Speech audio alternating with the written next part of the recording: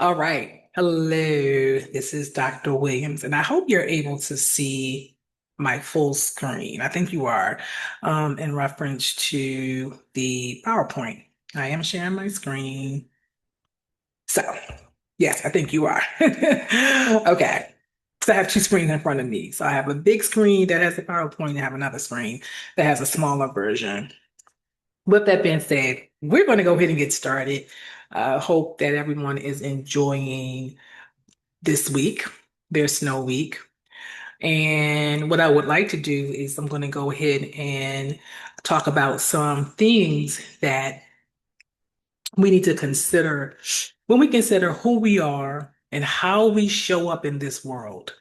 All of those things that impact our being, all of those things that impact the values that we have, our morals, all of those things impact the way that we interact with people, our stress levels, right? There's so many different things that impact who and what you are and how you handle conflict. How do you handle intimate relationships, friendships, lots of dynamics. And this is a stress science and wellness class. So to look at wellness, one of the areas that is important in looking at wellness is to look at those key things that impact you as an individual. So, what I need you to do is this. I need you to get a piece of paper out. So, if you are not near a sheet of paper, this is a YouTube, you can pause the video. And then once you come back, if you have that sheet of paper, you can simply title this sheet of paper Who I Am, and you're going to do some reflection. This reflection, you will bring this to class. You will get points for doing this reflection. Okay, so please do this. All right. And then we'll have some discussions about your personal reflection once we come back to class, hopefully Monday, because it's supposed to snow again. So let's go ahead and get started. Who I am. So I'm going to give you this perspective. You don't have to write anything, but it's simply called systems perspective. And systems perspective is a theory that is used in social work, human services, and even psychology when we look at the different systems that impact us. If you look in the very middle of this, you see something that says individual, right? And that individual is you. And then you see all of these systems around it. You see the microsystem, mesosystem, exosystem, and macrosystem.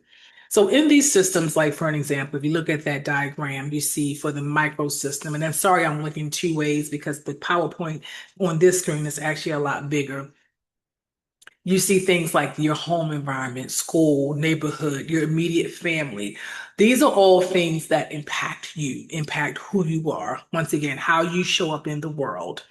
Your mesosystem is how those things actually interact with each other. So for an example, you have work and school, right? These are all systems. The workplace is a system, school, education is a system, your home environment is a system. So using the example, the mesosystem looks at how these things interact. So one concrete example of that is many of you work and you have to also go to school. Those things can impact each other and sometimes not in a good way, right? You may have a work schedule that is not conducive to your school schedule, right?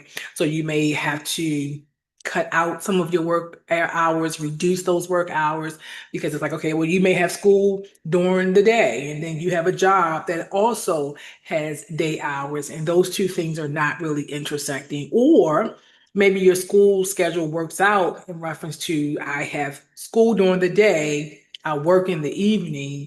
However, when do I do my homework? When do I study? Because I'm working 5 days a week. So that's an example of how those systems intersect. Then you have the exosystem, which you see around that. Those are your bigger systems, mass media, everything from the TV to the internet, social media, all of those things, community service. The work system also can be an exosystem because it's a bigger system as well. How do those things impact you as an individual? We know social media is huge when it comes to how it impacts us, right? There's so many things that we see on social media, both negative and positive, right? But there's a lot of research that talks about social media and how social media is causing depression, it's causing anxiety. People, they're very mean on social media. There's no compassion on social media. People often compare themselves to how other people are living their lives based on social media. But then there's also the flip where on social media, you have people that have lots of videos that are positive, that help you to understand your mental health, many motivational videos. So it's kind of twofold. And then your macro system, that bigger system, is basically values, your beliefs, your customs, the laws that we have to deal with, right? Okay, so even as we look at today, I mentioned this in class, the political system, that's a part of that macro system, and all of these things impact us. So that's what we call systems perspective. So that's what we're going to do today is look at some of these systems, and you're going to reflect on how that impacts you. The first thing I need you to write down is my family of origin. So write that down. So your family of origin is the family that you grew up in. Talking more about your immediate family. So your mom, your dad, maybe you grew up with your grandparents, but your immediate family, the household that you lived in. Okay. And some of us come from families that are very loving, they're very supportive. And I'm going to go ahead and watch my time because I can talk. And I don't want this video to be super duper long. Okay. So let me see, it's 2:15. Okay. Some of you come from very supportive families, okay? There's not lots of conflict, or even if there is conflict, that conflict is resolved appropriately. You have access to resources. You are living, well, I don't want to go too far into the neighborhood because I'm going to talk about neighborhood, but you have family where you have access to resources. You have health care. Right? For an example, that's a resource. You have financial resources. All right. So you have access to resources that you need. Roles are clearly defined in your family, which means your mother plays the role of mom plays the role of what a mother typically, when we think about what a mother does, nurturing. Well, let me say this. Let me not go into gender roles, but let me go into when I say roles are clearly defined because those gender roles can change, right? Sometimes you have mom who's actually working and dad might be the nurturer. He's the one that picks up the kids from school. So when I say roles, clearly defined roles, everybody knows their role in the family. And those roles can intersect when needed, but not all the time. So, like your role right now, you are a student, right? And you may work. So, you have student, you're working, you may have siblings. So, it's not a problem to help out with your siblings, help out with homework, things like that. But then you have some people who you are the primary caregiver for your sibling, even with a mother or father in the house. You do everything for that sibling. Pick them up from school, take them to school, fix breakfast, fix lunch, homework. Those types of kind of enmeshment of roles can cause issues because now you're playing a role as a parent when you're not a parent. So if you come from a family where roles are clearly defined, like you were a student and you're allowed to be a student, that's what you did. Okay. That's what we're talking about, clearly defined roles. Your needs are adequately met. You have positive memories. If this sounds like you, for the most part, put a plus. Just put my family of origin plus, okay? Now, don't get me wrong. I don't want you to get too specific in thinking about everybody's family has conflict. Like I said, sometimes roles are interchangeable. Sometimes there may be, times where, finances may be tight. So I don't want you to think about the one-offs. I want you to think about when you think about your family in general, you feel like your family of origin, there's a positive experience. So put positive. However, on the flip of it, you have families that there's lots of chaos and confusion. Those roles are unclearly defined. I just gave you an example of that. There's not financial resources there. So money is tight, right? Everybody has to work to chip in. They have to, or people have to, even for if you are in college and you're not financially independent, but you still have to work, you got to pay for college, you got to pay your own bills. that may be a strain on you if you are under the age of 21. Maybe you came from a family where your needs were neglected. Mom, dad were never there. Grandparents were never there. If that was your primary caregivers, you were in the house by yourself often. There was no food in the house. There are lots of unhealthy relationships. You grew up in a household where you saw lots of fussing and fighting, and that was the daily thing that happened.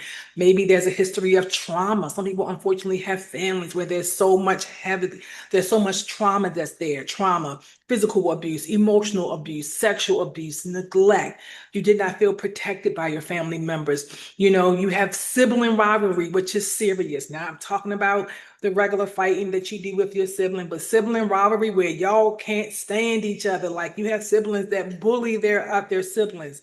So if you come from a family where this just wasn't good, there's a lot of trauma there. You want to put a minus. And then just say it's not either or, just put a zero. So zero means it falls in between, you know. There may be a little bit of both positive and negative. So there are some of those characteristics that apply to you for the slide that I just did, where there are lots of positive things, but then there are also some things in your family that's indicative of this slide right here. So sometimes it's not black or white, it's a lot of gray. So you want to put a zero if you feel like you kind of fall right in the middle. All right, we're going to go ahead and move on. Neighborhood and community is something that we might not often think about, but your neighborhood, where you live at, has a lot to do with, once again, just how you feel. If you live in a neighborhood that you feel is safe, where there's not a lot of crime and violence. You live in a neighborhood where neighbors support each other. You live in a neighborhood where you're in a community where you have access to stores. You have access to things like Patient First. You have access to grocery stores. You have access to where you can go shopping and things like that. So things are easily accessible. Those are the things, although we don't think about it, that make our life a lot easier. If you ever grown up in a community where it's lots of violence, they call them food deserts, where you can't go and there are not grocery stores that sell healthy foods or even sell foods that are fresh, right? You have to go far away to get to your job. So there's some people that are living in communities where, it causes a lot of stress, right? You have to make sure you've got people that live in communities where you need to be in the house before it's dark. Because after the sun goes down, anything can happen, right? Some people are neighborhoods where there's lots of chaos between neighbors. People, fussing and fighting, or whatever the case may be, just chaos. I am lucky. I've been in my community for over 20 years. I have neighbors that if I need them, I can call. I can knock on the door. I have neighbors that have keys to my house. I have keys to my neighbors' houses. Those things are very important in the stability that we feel. Those things are very important in reference to, being able to come home and not feel stressed out because you're in a neighborhood or a community where the environment is not good. So for you, it's like, hey, no problem. Neighborhood is good, put a plus. If you're on the opposite, negative. Somewhere in between, or even unsure, put zero. Okay. All right, we're going to go ahead and move on to spirituality, religion. Is it a gift or a curse? So think about your spiritual background or religious background. We're going to use both because religion, we know, is organized. So people who, you might be Muslim, you might be Jewish, you might be Christian, organized religion. And then you have people that are more spiritual in a sense, where they may not be in organized religion, but they have a belief in a higher power. Okay. So when you think about your spiritual background, how you grew up, or even your religious background, has it been good or bad? Some people, for an example, come from religious backgrounds where this is very, very strict. You can't do anything. Everything that you do, you're going to hell. You're going to hell if you drink. You're going to hell if you go to a club. You're going to hell if you listen to secular music. You're going to hell, women, if you wear pants. Men, you're going to hell if you curse. You're just going to hell. Right, so there are people that come from very what we call kind of fundamentalist religious backgrounds that are very, very strict. You're going to hell if you're gay. You're going to hell if your hair is too long. I mean, the list can go on and on. And there are churches like that. Trust and believe. There are fundamentalist religions that are very strict in how people live their lifestyles. You got to go to church every Sunday. You got to go to Bible study on Monday. You got to go to choir rehearsal on Tuesday. If you chose to go to the football game versus going to church, you're going to hell. That for some people has been very confining and can be very stressful. And excuse me, I am going to drink my coffee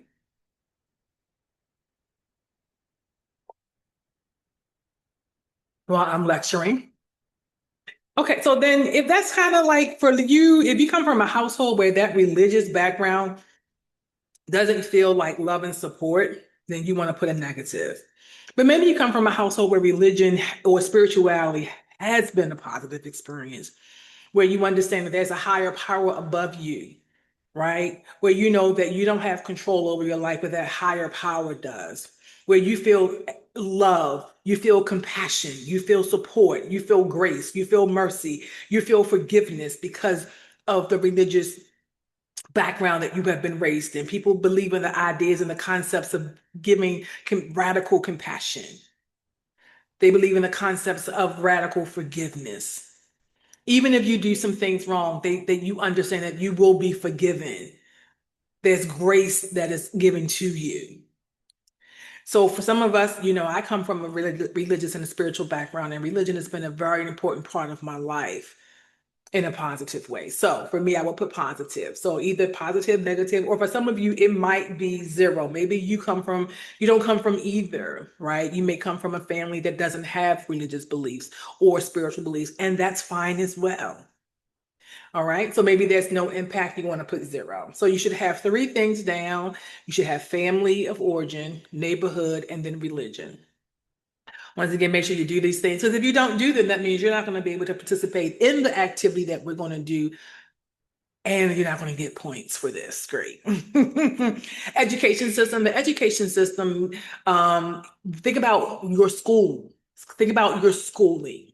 Think about your experiences in elementary school, middle school, high school, even thinking about your experiences in college. So if you feel like overall your educational experiences have been good, you've gone to good schools, you've had, great friends in those schools, lots of support, you have felt supported by the system itself, you had great teachers, you know, you pretty much, you enjoyed being in school. Like school was a-okay.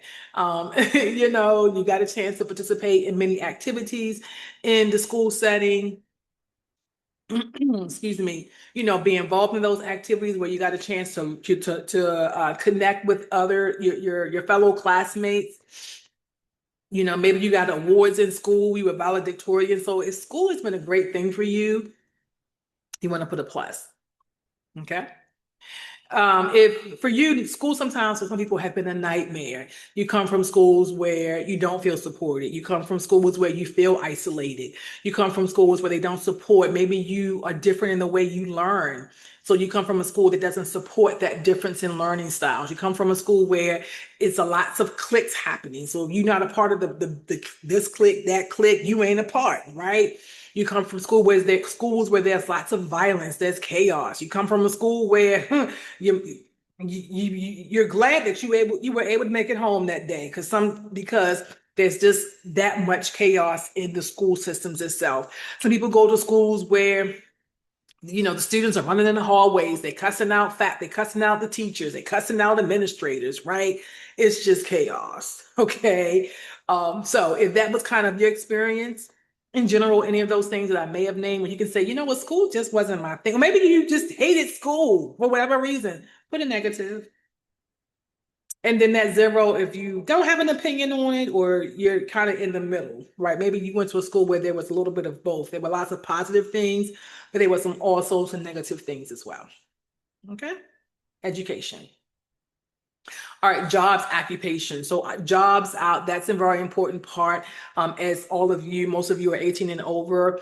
So you may be working. So I want you to think about your jobs in terms of just your finances or even where you work. So if you are the person where, you're working now, maybe you worked while you were in high school and it's been a pretty good experience. Like you make your own money, you've met really cool people at the jobs that you've had.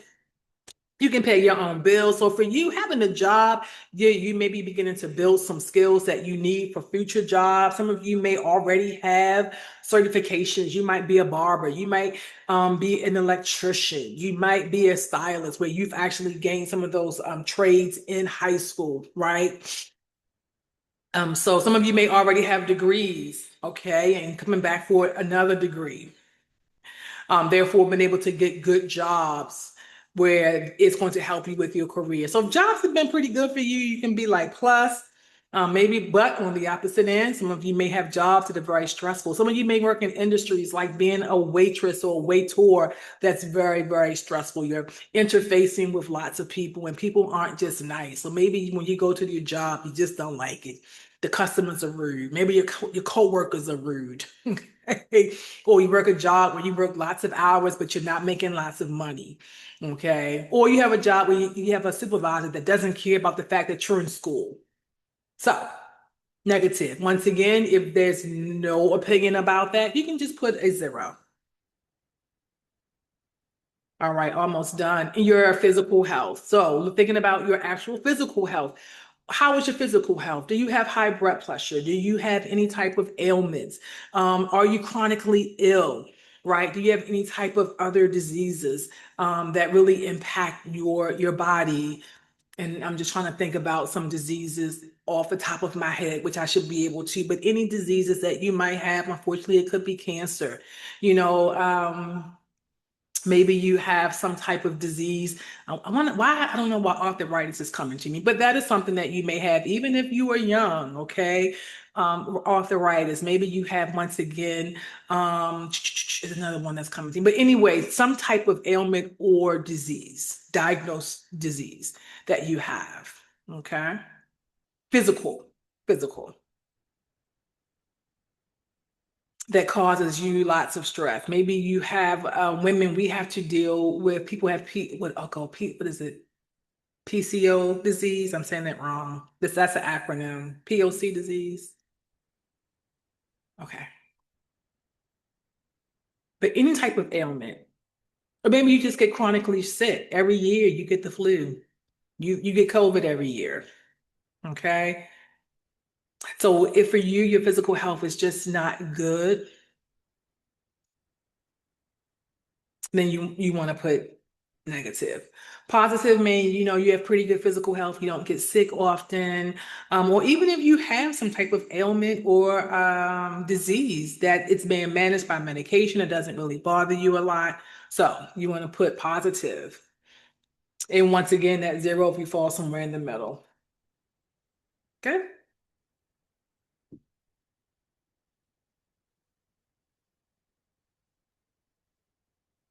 Oops, moving too fast.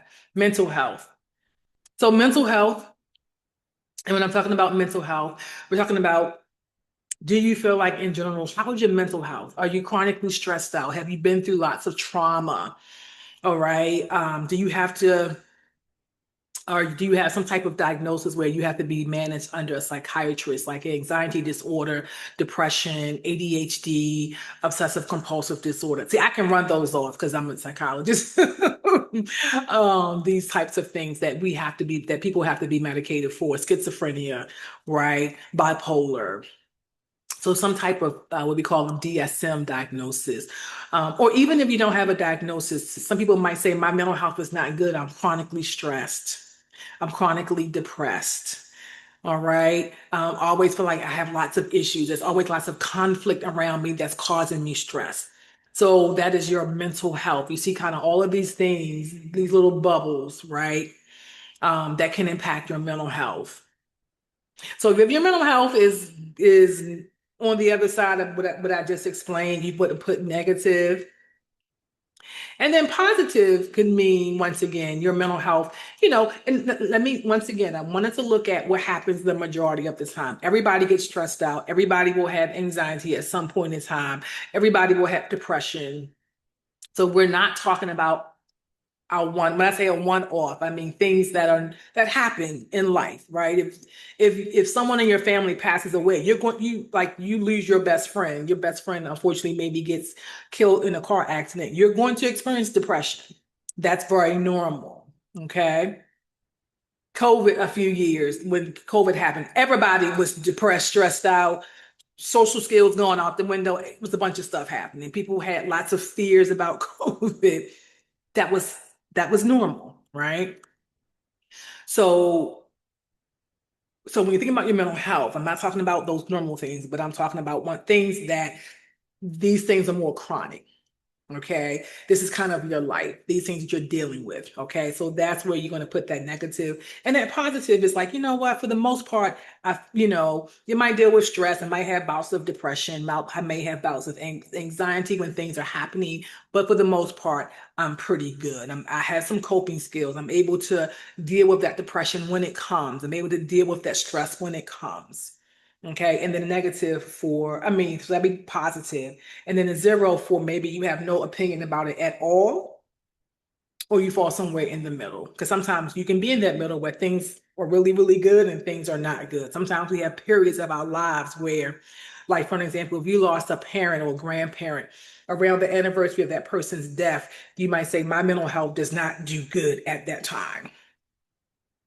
So, but other than that, you're good. So then that's where you might put that zero because it's a little bit of both. Okay. All right. Disabilities. Do you have any disabilities? You have physical disabilities and you have also invisible disabilities. So physical disabilities is what we see. Persons that may be in a wheelchair, a person that might be deaf. Okay. A person that is blind. Or we have invisible disabilities as well that you may not know because looking at that person, they appear not to have a disability, but they might. Okay. So you may have been hearing, and not that it's a new term, but neurodivergent. People have people who they diagnose, or it's a big category, neurodivergent.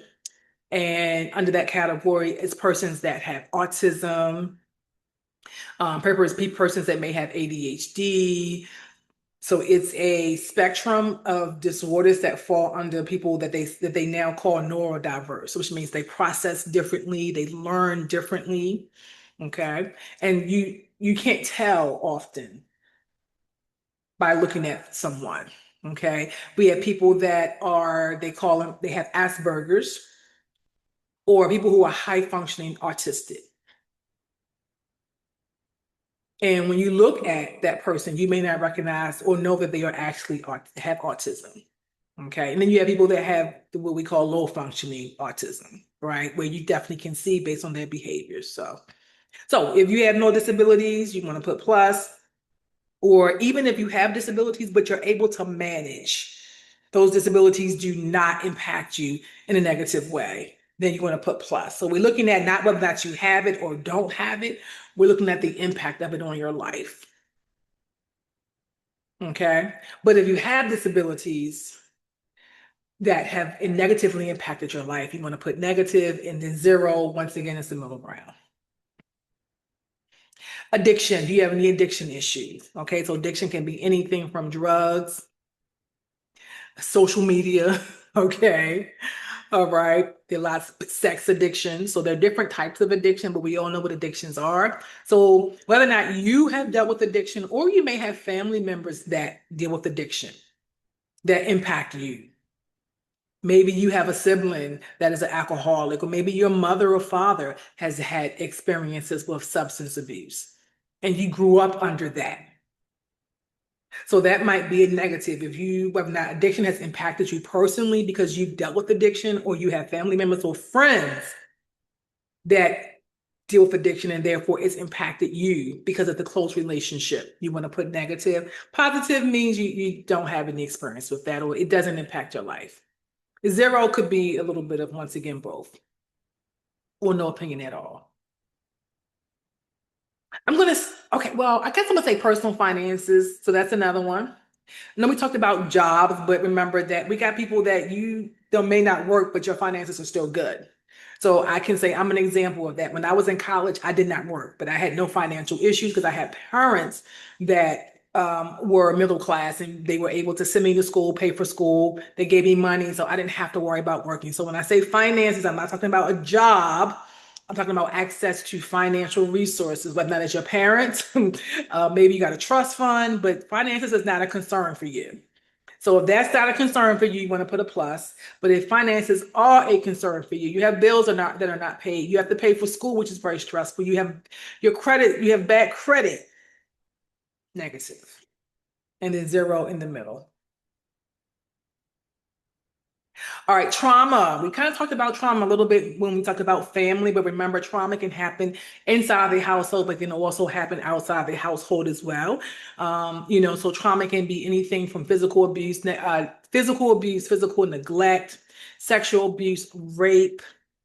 Maybe you were in a very serious car accident that caused trauma. Okay, unfortunately, I had a sorority sister's whose son, who was in his 20s, got hit by a car. It was a hit and run. And that was a very traumatic experience, very traumatic experience. So even it took months, for him to recover, lots of surgeries. So while physically he is doing better, right? There's still trauma because that was a traumatic event that happened. Okay. So trauma can happen outside the household. So it can be you were involved in a bad car accident. Okay.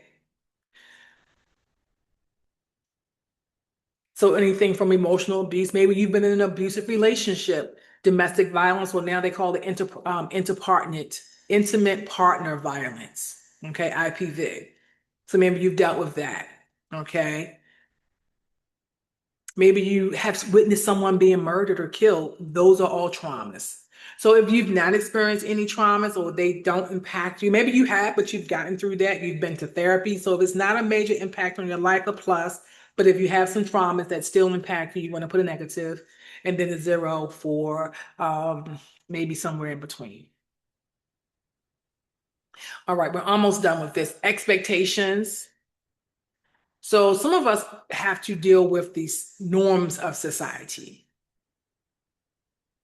And society says that they want you to be this. So by this age, you should have done this. You should have graduated from college. You should have had 2 kids.